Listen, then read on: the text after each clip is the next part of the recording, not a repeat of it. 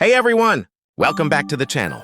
Today I'm going to show you how to download the Granny horror game safely on your device, step by step. First, grab your device.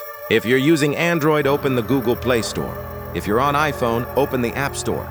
Now go to the search bar at the top and type Granny.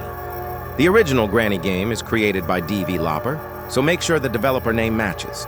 There are many fake versions, so always choose the one with a high rating and millions of downloads. Once you find it, tap on Install if you're on Android or Get if you're on iOS. Your download will begin. The file size is not too big, so it should only take a few moments depending on your internet speed. After the installation is complete, tap Open to launch the game. If you want, you can also find the Granny icon on your home screen or app drawer. Before you start playing, the game may ask for basic permissions. Just allow what's needed for smooth gameplay. Now you're ready to play. Choose your difficulty level and start escaping Granny's creepy house. If the game lags or crashes, make sure your device has enough free storage. And close background apps for better performance.